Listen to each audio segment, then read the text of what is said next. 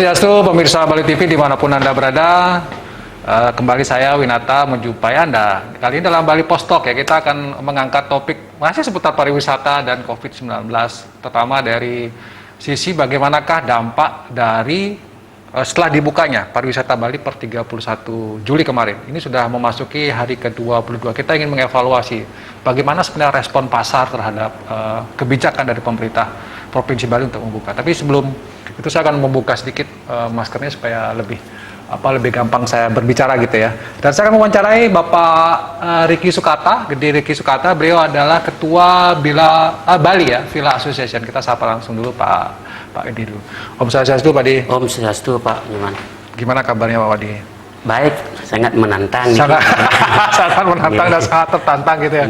Ya, saya paham mungkin karena kondisi saya lewat di Kuta, saya lewat di Peti Tenget, ini situasinya ya sepi ya. Ada teman saya mengatakan ini seperti kuburan hotel-hotel gitu. Sepi. Ini Pak Di, gimana setelah 22 hari, masih hampir 22 hari ini, gimana kabar dunia pariwisata kita ini? Terima kasih Pak Nyoman. Tentu seperti awal Pak Nyoman katakan tadi, bahwa pariwisata yang telah tentunya kita sepakati bersama bahwa pemerintah sudah mendeklar per tanggal 31 Juli ya, membuka keran ekonomi pariwisata ya. Tentu kami dari kalangan industri dan asosiasi stakeholder pariwisata sangat gembira lah ya. Namun demikian setelah 22 hari ini ternyata tantangannya adalah bagaimana kita pasar itu bereaksi ternyata belum sepenuhnya apa yang kita harapkan. Sebetulnya kami di industri ini sudah menyiapkan diri Pak Man, bukan asal siap untuk membuka saja. Kami awali dengan mempersiapkan diri bahwa tim di Bali maupun kabupaten kota, khususnya kami ya, kami berada di Kabupaten Badung, dengan adanya surat edaran Bapak Bupati dan dilanjutkan dengan SK Bapak Bupati untuk membuat tim verifikasi. Nah, untuk memverifikasi hotel-hotel, villa restoran, dan juga mal-mal Pak sebetulnya, dan DTW ya, itu untuk menjamin kesiapan kita ya. Karena bagaimanapun setelah adanya pandemik COVID-19 ini kan kita harus berubah Pak dari sisi prosedur, standar operating prosedur, karena intinya ketika kita sudah memberanikan diri membuka, kita pastikan karyawan staf itu sehat dan tamu yang kita terima itu sehat. Nah itu kata kuncinya. Nah itu sudah berjalan dan sedang berproses ya untuk melakukan verifikasi. Nah tantangannya ternyata tidak semua kalangan industri itu juga siap untuk membuka propertinya Pak. Walaupun kami dari tim verifikasi tentu di bawah koordinasi Dinas Pariwisata Kabupaten Badung sudah melakukan sosialisasi Pak, sosialisasi mengenai pentingnya kita verifikasi hotel-hotel, restoran dan DTW dan lain sebagainya. Dan itu sedang berproses sekarang ya? Ada yang sudah diverifikasi, ada juga yang berproses gitu? Sedang berproses. Nah, berbicara mengenai respon daripada pasar gitu yang penting. Artinya begini, Pak Sukata, Pak Di, kalau misalnya kita bicara tentang ini kan ada demand, ada supply gitu ya. Berarti supply-nya dari industri pariwisata Bali khususnya di Badung misalnya ini sudah siap sebenarnya gitu ya. Sudah siap ya. Tapi sekarang kita bicara pasarnya, supply-nya seperti apa itu ya? Nah, supply-nya tentu belum ya, sesuai dengan harapan kita. Seperti kita ketahui bahwa kalau kita bicara berapa sih jumlah kamar yang ada di Bali kan itu ada kurang lebih katakanlah 135.000. Yang moderat ya 135 gitu ya. Karena data yang pasti belum ada ya. Karena data yang pasti belum akurat. Ya. Ada yang bilang 150.000, katakanlah 135.000. Di Badung kurang lebih ada katakan 95.000 kan. Kalau kita berbicara di media sudah awal ada penerbangan langsung dibuka, ada 4.000 penumpang katanya ke Bali, kata 4.000 itu berapa persen bisa menyerap. Belum lagi yang datang ke Bali itu bukan menginap di hotel. Belum tentu menginap di hotel. Belum tentu menginap di hotel. Bisa aja di kos-kosan atau bisa aja di rumah temannya. Nah kalau toh juga di hotel kan cuma 4.000 berapa persen itu. Anggaplah kita mau minimal rata-rata hotel yang sudah mau siap buka itu occupancy-nya 5% atau 10%. Kalau kita bersa 135.000, datang 4.000 berapa persen? Sangat kecil ya. Sangat kecil. Namun demikian, kebetulan saya aktif di ya GMA juga, teman-teman ada memang beberapa, Pak. Ada seperti misalnya hotel BUMN mungkin sudah mempunyai kerjasama. Di samping hotel-hotel besar itu kan mempunyai fasilitas yang lebih, Pak. Ya meeting room, maisnya dan lain sebagainya. Masih ada beberapa, namun secara signifikan belum. Artinya kita bicara secara umum ya. Kalau yang itu kan khusus misalnya ada hotel-hotel BUMN, fasilitas akomodasi yang tapi kalau kita bicara secara umum ada 135.000 kamar ya. Badung 98, 90 di bawah 100. Tamu yang masuk hanya 4.000. Berarti ini kan masih banyak sekali kamar-kamar yang tidak laku. Mubazir gitu ya. Jadi ini menunjukkan bahwa respon pasar sebenarnya tidak sesuai dengan apa yang diharapkan gitu. Betul, Pak. Oke, ini ada masalah berarti. Kalau menurut Pak Nik, Riki, apa yang menyebabkan itu? Salah satu juga yang kita harapkanlah regulasi kan. Regulasi. Provinsi Bali ini bagian salah satu dari 34 provinsi yang ada di Indonesia. Berbicara mengenai ketika kita bicara nanti 11 September juga kita sudah memahami bahwa keran ekonomi pariwisata khusus untuk wisatawan mancanegara akan dibuka. Itu pun kita masih bertanya-tanya. Kenapa? Apakah akan bisa dibuka kan gitu? Saya pribadi saya pikir tidak akan bisa. Karena tidak sesederhana apa yang kita pikirkan, bayangkan, Pak. Ya, ternyata berbicara hukum regulasi itu ranahnya pusat. Namun demikian, boleh saya katakan bahwa pemerintah Provinsi Bali dalam hal ini Bapak Gubernur sudah berbuat banyak, Pak. Sudah berusaha lah. Sudah berusaha seperti statement beliau ketika membuka keran ekonomi pariwisata tanggal 31 Juli kemarin di kawasan ITDC. Beliau selaku Gubernur berani berbicara, mempunyai networking di pusat, secara politik juga kita akui, namun demikian tidak semudah itu juga, karena perlu menteri-menteri terkait, Pak, Menlu, Menkumham dan lain sebagainya. Nah, tentu imigrasi juga. Nah, ini yang perlu terobosan-terobosan dilakukan. Namun demikian kami dari kalangan industri, Pak, sudah melakukan pendekatan-pendekatan, termasuk kapan hari itu kita diundang oleh Garuda untuk melakukan promosi bersama, Pak. Nah, bulan September kita untuk menangkap pangsa pasar domestik ini akan melakukan promosi bersama.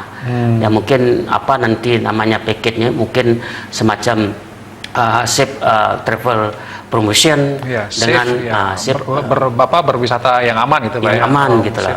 Ketika nanti customer itu atau tamu itu berada di pesawat aman, ketika dia check-in di airport aman, karena kita bekerjasama dengan airport juga, ketika check-in di properti masing-masing aman juga, termasuk juga daerah tujuan wisatawan.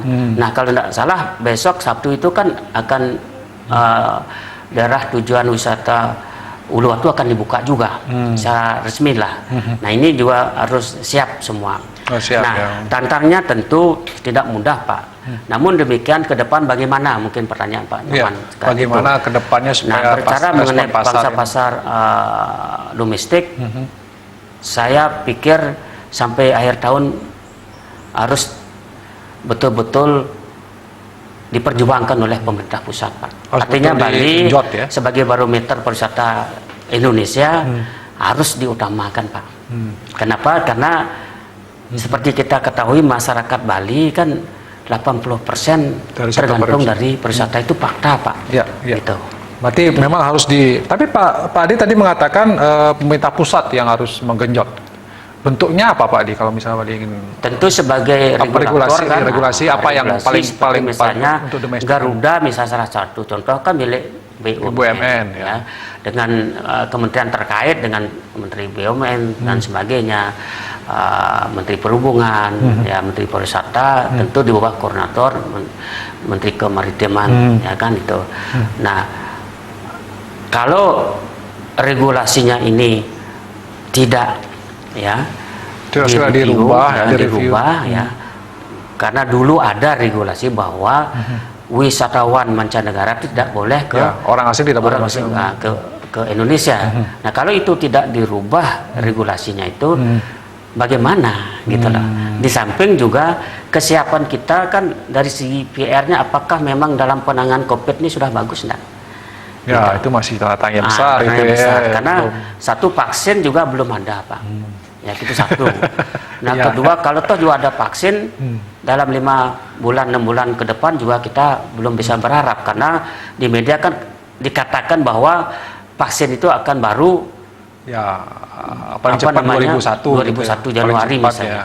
Nah, sekarang vaksin yang terbaik adalah masker, Pak. Nah, permasalahan sekarang kita di aparatur desa paling bawah sudah siap enggak secara disiplinnya. Nah, ini permasalahan yang kita hadapi juga, Pak. Gitu. Sehingga masih ini, Pak ya, masih dalam kalau boleh dianalogikan masih agak gelap gitu situasinya kita ini. Belum hanya ada optimisme di sini. Bali bangkit, pariwisata bangkit, itu hanya sekedar masih doa saja, masih wacana saja ya. Tapi respon pasar ini yang masih susah. Kita tidak bisa menyalahkan siapapun, Pak. Ya, karena ini masalah global, Pak ya. Ini pertama kali terjadi ya, supaya nanti bukan ini isu kan fakta bahwa di semua negara kena dampak dari COVID-19 ini.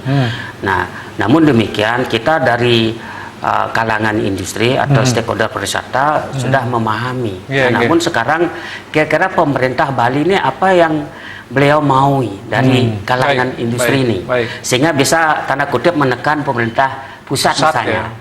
Nah, tentu satu, kita harus siapkan diri dulu, Pak. Kita sebagai warga Bali ini harus siap mempersiapkan diri, minimal sehat semua, Pak. Kalau kita sudah siap, baru kita apa yang harus kita lakukan. Bukan kita secara negatif, destruktif untuk meminta biar dibuka Bali ini, bukan. Tapi menunjukkan dulu bukti bahwa Bali aman, Bali sehat, gitu baru bisa gitu. Sehingga yang kena COVID ini pun kalau toh juga ada yang positif, menurun. Nah, itu yang harus kita lakukan. Harus dilakukan, Pak ya. Oke, Pak Ade, kalau misalnya kita bicara tentang apa yang menjadi harapan kita ke depan, tentu pariwisata ini bisa segera bangkit, bisa ini, walaupun itu responnya kan. Berani tidak Bali mengusulkan, Indonesia tidak menerima warga asing kecuali mereka mau ke Bali. Perlu nggak regulasi seperti itu? Ada salah satu memang kalangan industri pariwisata. Dan berapa kali kita melakukan informal meeting juga, Pak, diskusi secara pribadi dengan teman-teman pimpinan organisasi, itu salah satu memang harapan kita. Kecuali Bali, karena Bali sangat tergantung dari pariwisata gitu, Pak ya. Kalau memang toh kami ya kalangan pariwisata yang diwakili oleh ketua-ketua asosiasi pariwisata menandatangani ya untuk membackup ya usulan Bapak Gubernur ke pemerintah pusat, kita siap. Itu salah satu, sehingga pemerintah pusat maulah mempertimbangkan untuk membuka keran ekonomi pariwisata untuk orang asing itu bisa ke Bali, Pak. Nah, itu yang paling diharapkan. Tentu, mari kita bersama-sama di bawah komando Bapak Gubernur, kita sebagai rakyatnya disiplin, membuktikan diri bahwa Bali aman, masyarakat Bali sehat, itu kata kunci itu sehingga apa yang kita kendaki untuk mengusulkan, walaupun ini kita negara kesatuan Republik Indonesia, kita mempunyai satu menteri luar negeri, satu menteri Menkumham misalnya, namun bisa enggak seperti pertanyaan Pak Nyoman, khusus untuk Bali kita buka orang asing biar bisa ke Bali. Jadi orang asing tetap wisatawan mancanegara masih tetap menjadi harapan kita yang terpenting. Sangat. Karena domestik gimana, Pak? Belum begitu ya? Domestik tentu kan karena permasalahan yang kita hadapi pasti masalah pendanaan.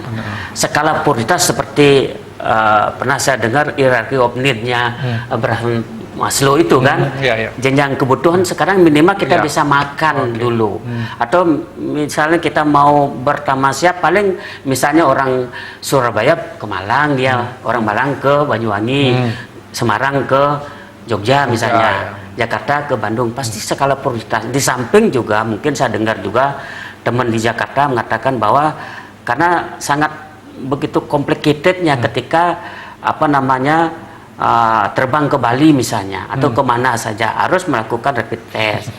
Nah, kan itu salah satu kendala bagi penumpang. Di samping juga ada teman-teman mengatakan bahwa untuk terbang ke Bali masih mahal, Pak. Nah, itu yang perlu ada regulasi. Nah, salah satu caranya bagaimana Garuda dalam hal ini atau airline yang lain bekerja sama, saling menguntungkan dengan stakeholder pariwisata di Bali. Minimal misalnya Garuda mengasih diskon 50% misalnya. Terus kita kalangan industri, hotel, villa memberikan diskon 50% dari bar rate misalnya. Nah, kita siap, Pak, dengan memberikan tiket-tiket. Ya, paket sih ya, paket itu. Salah satu keuntungannya kalau kita bersinergi bekerjasama dengan Garuda, Garuda mempunyai follower berapa misalnya di webnya, ya kan, katanya jutaan sekian. Nah, Bali juga sebagai destinasi kan sebagai the best destination juga, Pak. Itu kan nilai tambahnya Bali, sehingga memudahkan untuk mempromosikan. Nah, permasalahan sekarang itu tadi, kata kuncinya regulasi berada di pusat. Oke, terima kasih Pak Deh, karena waktu juga kita harus tapi sudah ada beberapa hal penting yang ingin kita dari kalangan industri ya, Pak Deh sebagai ketua Bali Villa Association, kemudian juga di tim verifikasi pelaku industri pariwisata, berharap memang ya walaupun respon pasar masih sangat sulit, perlu ada upaya-upaya untuk bagaimana meningkatkan ini, ada regulasi, ada paket-paket, mungkin stakeholder ini semua bersinergi. Yang mau tidak mau memang Bali kalau dibiarkan seperti ini tambah kacau nanti Pak De ya. Harus segera dicarikan solusi, dan Bali patut diistimewakan, misalnya wisatawan bisa secara khusus datang ke Bali ya, tidak mesti harus secara umum di Indonesia oke lah dilarang, tapi ke Bali mungkin perlu ada pelukan khusus. Demikian Bali Post Talk kali ini, karena waktu yang membatasi kita harus akhiri. Mudah-mudahan lain waktu kita bisa sambung lagi, kita berdiskusi tentang bagaimana membangkitkan pariwisata Bali, ekonomi Bali. Saya tutup dengan Pramana Santi, Om Santi Om. Terima kasih.